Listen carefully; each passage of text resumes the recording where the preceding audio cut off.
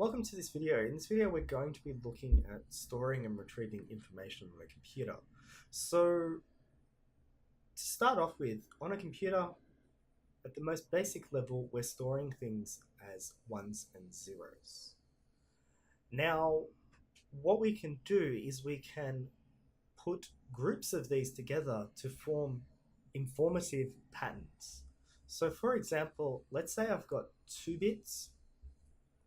And let's say this first bit represents if a door is open or closed, and the second bit represents if the window is opened or closed.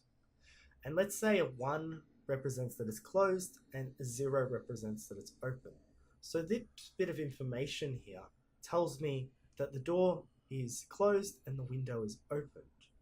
Now, a common operation that we do on computers is storing this information, into memory. And with this operation, we need to make sure that we're storing this information in a meaningful way so that it can be retrieved later. And we need to make sure that we use a suitable amount of space, and we'll talk about that shortly. When we go back later and we go and retrieve this information, we also need to ensure that we only retrieve that portion that we're concerned about in memory, and that we don't get too few information, but we get the right amount of information. The other thing is that we make sure that we're using the right representation of the information, because if we accidentally read it backwards, it would mean something different. Or if we interpreted the ones and zeros as something different, it would mean something different.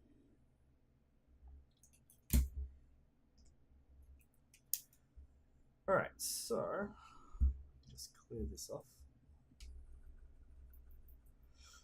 So on a computer, we generally group bits into what's called a byte. So 8 bits equals 1 byte. Okay. So for example, we've got 8 bits there, which is 1 byte. Now, if we want to store more complex information, let's say I want to store a decimal number, 3276. So on a computer, storing numbers is rather easy because we can convert this to binary, so there's a representation that can be stored in memory. So converting this to binary, we get 1100, 1100, 1100. Now, as I said before, we want to have bytes. So what we're going to do is we're going to pad the start with zeros such that we get a 2-byte number. Okay, 1 byte, 1 byte. Okay, so 16 bits altogether. So 3276 can be stored in a 2-byte number. So the information that goes in is going to be 3276. It gets stored like this. And when we retrieve it, we need to make sure that we read it correctly such that we get the 3276 back. Now we get to negative numbers. Now we're going to skip some details here, but negative 3276 in memory is stored as 1111 0011 0011 0100. And that's as a 16-bit number. Okay, so negatives will change depending on the size of memory we want to use, but we're using a 16-bit number here, or a 2-byte number. Now, what's important here is this most significant bit. This says that the following information is a negative number if this is a 1. Okay. Now you'll also notice that this number looks kind of different than this number, but we've got 3276 here.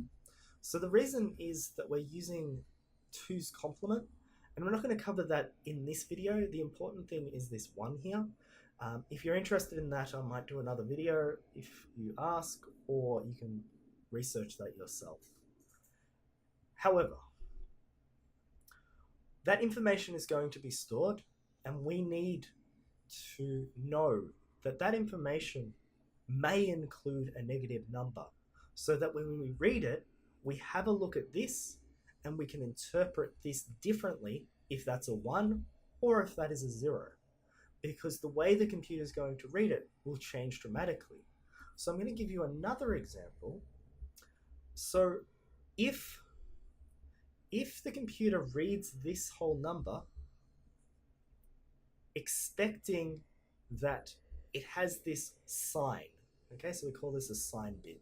So if it's expecting a sign, it will read this as negative 3276. However, if it's not expecting a sign, so if it just looks at all of these 16 bits and thinks that it's just a big number, okay, and we convert this to decimal, okay, so we've got this number here, and we convert this to decimal, we get 62260. And we know that negative 3276 is not equal to 62260. So we can see here we need to be careful about how we read our information and how we store it such that we're consistent, because the computer is going to look at these bits of information differently depending on how we read it. So we'll look at how to deal with that in the next video, and thank you. Stop.